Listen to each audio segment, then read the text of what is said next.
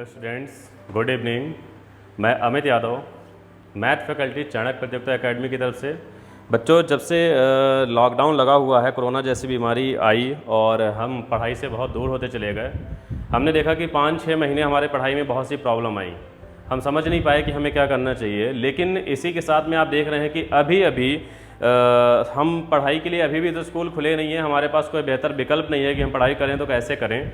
तो उसके लिए एक बेहतर विकल्प यही निकलता है, जिसको सरकार भी अलाउ करती है कि हम ऑनलाइन पढ़ाई करें। ऑनलाइन पढ़ाई इस समय सबसे सेफ़ है, सोशल डिस्टेंस के साथ साथ सबसे सेफ़ है और सबसे बेहतर है। तो हमें करना क्या है, हमें ऑनलाइन पढ़ाई की तरफ अपना रुझान रखना है। रुझान इसलिए रखना है क्योंकि इंतज़ार करते करते इतना टाइम बीत गया कि रेलवे एनटीपीसी जो आपने इतना बड़ा आंदोलन किया, आंदोलन का रिजल्ट निकल कर ये आया कि रेलवे एनटीपीसी और ग्रुप डी की डेट भी दे दी गई है कि 15 दिसंबर से आपका एग्ज़ाम कराया जाएगा। तो इसी के संदर्भ में थोड़ा सा हम आपसे चर्चा करना चाहते हैं कि रेलवे एनटीपीसी एंड ग्रुप की तैयारी हम कैसे करें और उसके लिए हम कौन कौन से कोर्सेज स्टार्ट कर रहे हैं, कैसे कर रहे हैं और कैसे हम आपको क्लास देंगे। इन सब सारी चीज़ों पर हम बात करते हैं।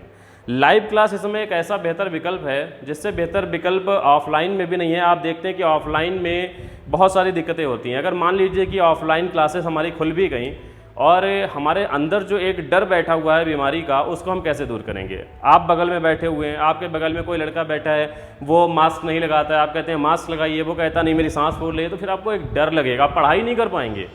इस माहौल में पढ़ाई करना बहुत ही मुश्किल है।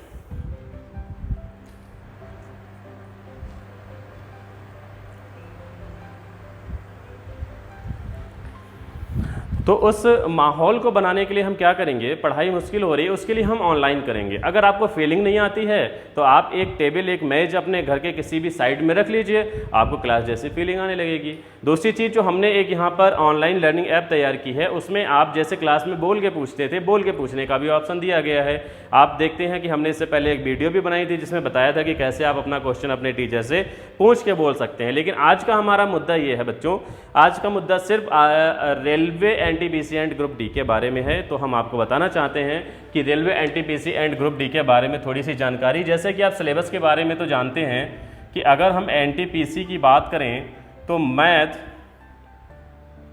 30 question 30 mark, reasoning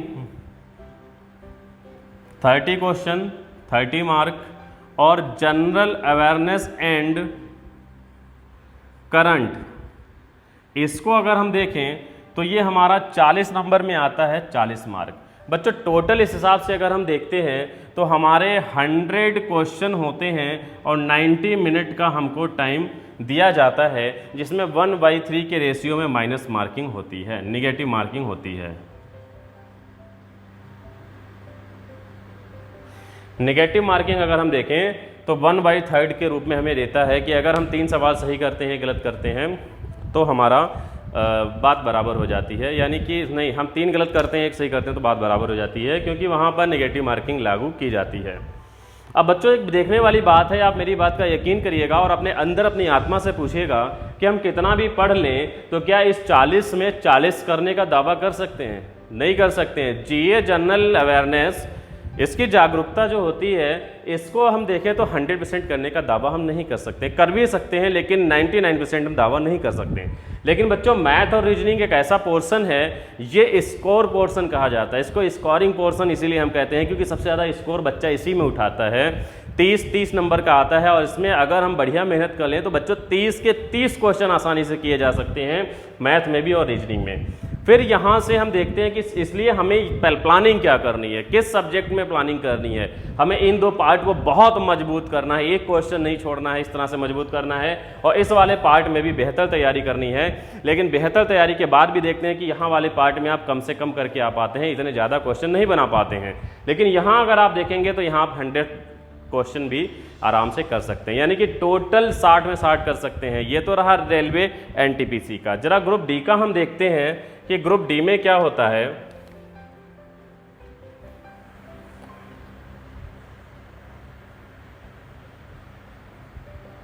group D में ये हो जाता है 25 नंबर, 25 क्वेश्चन। रीजनिंग हो जाता है आपका 30 क्वेश्चन। जनरल साइंस यहां पर आती है, जनरल साइंस जनरल साइंस के क्वेश्चन होते हैं 25 मार्क के होते हैं। फिर जनरल अवेयरनेस प्लस करंट जो हमारी होती है वो होती है 20 नंबर की। और इस प्रकार से हम यहाँ पे देखते हैं 20 नंबर 20 क्वेश्चन, यहाँ पे 100 होता है और 90 मिनट का टाइम मिलता है। तो बच्चों यहाँ भी आप देखते हैं कि सबसे ज़्यादा स्कोरिंग पार्ट आपका जो है 25 और 30 ये होता है। इनमें भी हमें बेहद मेहनत करनी होती है। अब देखिए होता क्या है, ऑफलाइन के इंतजार में आप बैठे रह जाएंगे और ऑनलाइन तैयारी करने वाला बाजी मार ले जाएगा। मेरा आपसे, देखिए मैं पर्सनल किसी फायदे की बात के लिए नहीं कह रहा हूँ, सिर्फ आपके फायदे की बात कर रहा हूँ। जिस दिन एग्जाम सिर पे आ जाएगा ना, आप समझ जाएंगे कि कम से कम ऑनलाइन तैयारी तो कर लेता। ऑनलाइन में और फायदा, डिस्टरबेंस नहीं है, बिल्कुल आप पढ़कर देखिए, मन लगाइए। ऑनलाइन में जरा सा भी डिस्टरबेंस नहीं है, आराम से किसी भी टाइम घर में बैठकर देखिए। अब मैं बात करने जा रहा हूं, ये तो सिलेबस की बात हो गई, इसमें भी आप सोचते हैं कि आपकी जो सबसे बड़ी समस्या है वो ये होती है कि सर पहले कौन सा एग्जाम होगा। तो मैं बताना चाहूँगा आपको कि रेलवे ग्रुप डी की भर्ती अभी की गई थी, इसके कर्मचारियों की काफ़ी भर्ती हो गई है, लेकिन जो नॉन टेक्निकल हमारी है एनटीपीसी वो 2016 में हुई थी, तो और उसकी पोस्टें भी कम हैं। तो मुझे लगता है कि जिसकी ज़्यादा नीड होती है पहले वही एग्जाम कराया जाएगा, कंडक्ट कराया जाएगा। मेरा जहाँ तक मानना है वहाँ तक ये है कि रेलवे एनटीपीसी स्टार्टिंग में कराया जा सकता है। आप तैयार हैं दोनों के लिए, जो भी आएगा सेम सिलेबस है, बहुत ज़्यादा फर्क इसमें नहीं है। अब आप फिर इंतजार में बैठे रहेंगे तो बैठे ही रह जाएंगे, क्योंकि सरकार का कोई भरोसा नहीं है कि कब क्लास खोले। और दूसरी चीज़, सरकार जो है, गवर्नमेंट कभी भी स्टूडेंट पर रिस्क नहीं लेना चाहती है।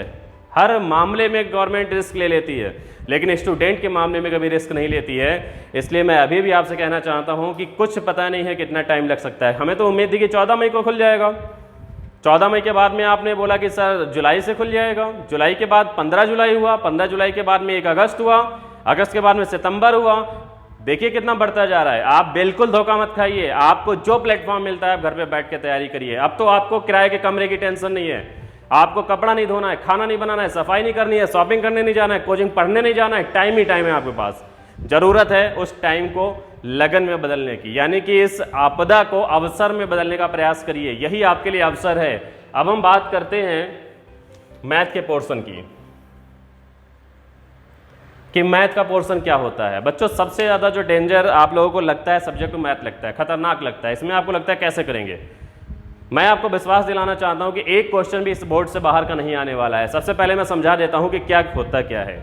पीछे एलपी असिस्टेंट लोको पायलट का एग्जाम हुआ, कम से कम 300 सेट उसके तैयार हुए, एक एक सेट का अनुभव किया हुआ है, एक एक सेट को बारीकी से पढ़ा हुआ है हमने और हमारे एक्सपर्ट ने, जिनके जो भी सब्जेक्ट हैं सभी ने पढ़ा हुआ है। वो एकदम जहां से लिख कर दे देंगे, आप 99% विश्वास करिए कि वहीं से सवाल आने वाला होगा। थोड़ा सा संख्याएं बदल सकती हैं लेकिन सवाल नहीं बदलेगा।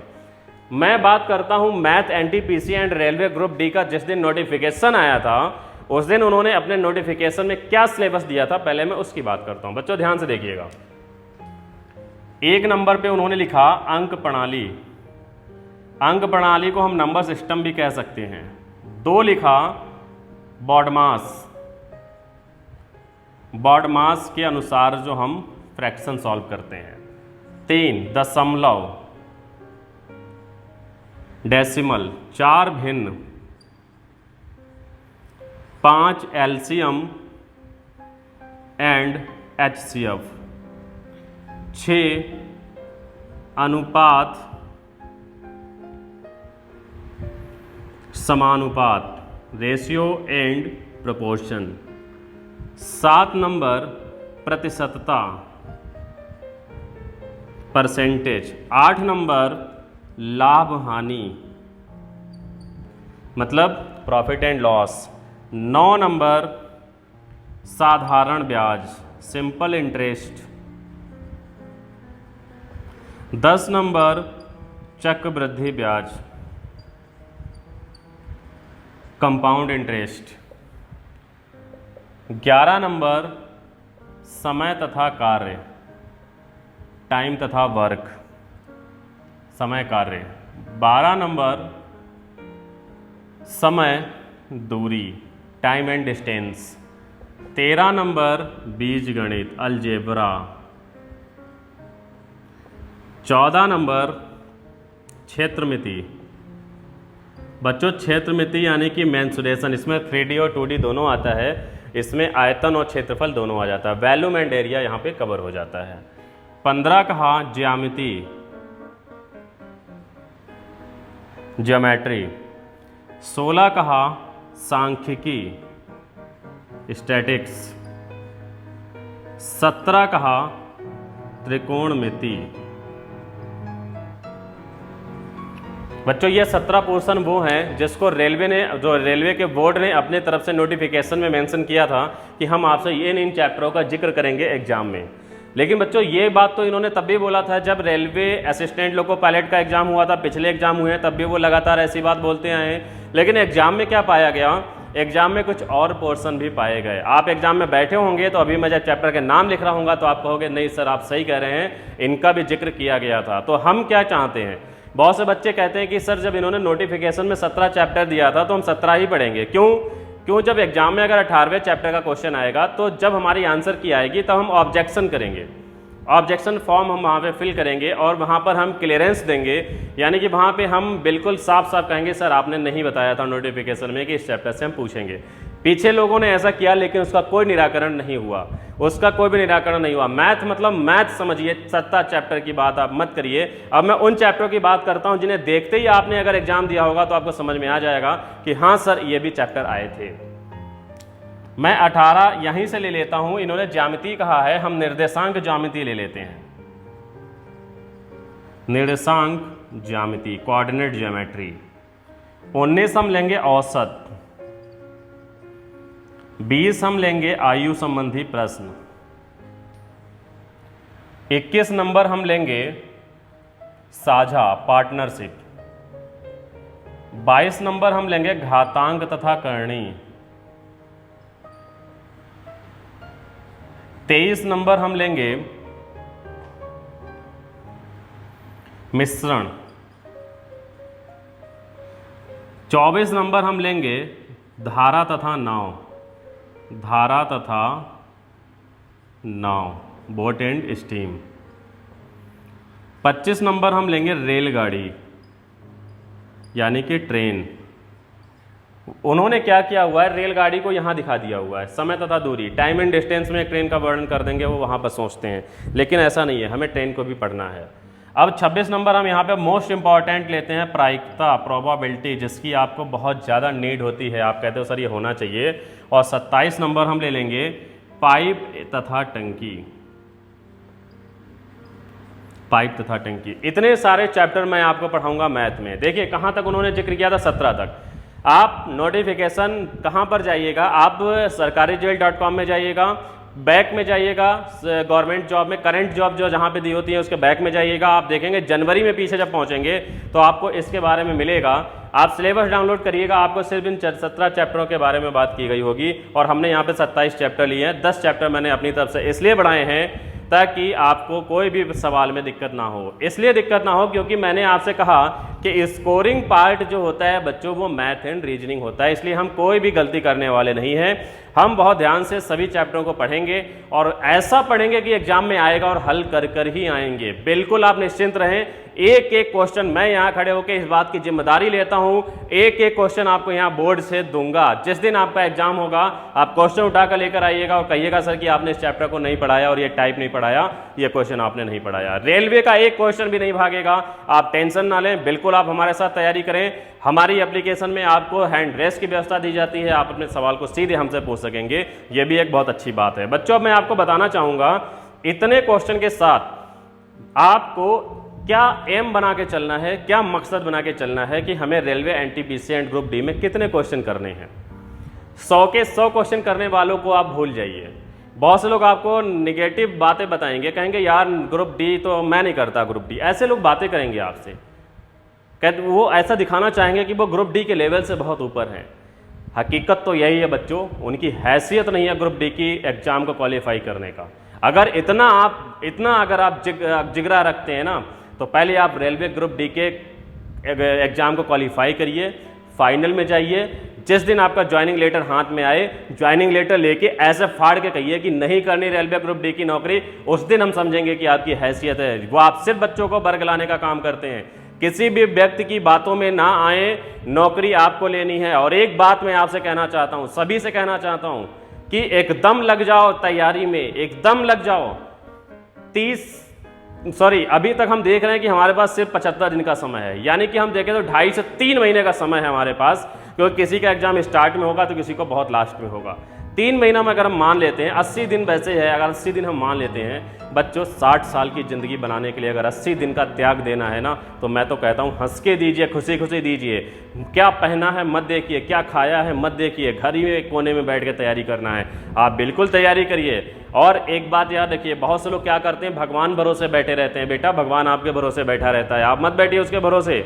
वो सिर्फ क्या करता है, आप सोचते हैं, बहुत से लोगों को मैंने देखा भी है, रियल बता रहा हूँ मैं, किसी देवी देवता की बुराई नहीं करता हूँ, मैं भी बहुत भक्ति रखता हूँ, लेकिन मैं इतना कहना चाहूँगा कि बहुत से लोग एग्जाम के बारे में क्या करते हैं, जाके भगवान को प्रसाद चढ़ाते हैं, भगवान पेपर पास हो जाना चाहिए। भगवान प्रसाद का भूखा नहीं है, भगवान तुम्हारे कर्म का भूखा है। आप कर्म करिए, आपको सफलता मिलेगी। इसलिए मैं आपसे कहना चाहता हूँ कि बिल्कुल कोई भी अपने दिमाग में निगेटिव थॉट मत लाइए। अगर आपको लगता है कि बहुत दिन बाद ये वैकेंसी फिर ओपन हो रही है, फिर एग्जाम ओपन हो रहे हैं, तो बच्चों एक भी क्वेश्चन अगर आप पीछे रह जाते हैं तो एक क्वेश्चन पे 8 से 10 हज़ार बच्चे ऊपर नीचे हो जाते हैं। मेरी आपसे एकदम रिक्वेस्ट है कि आप टाइम से जुड़ें, टाइम से क्लास लें।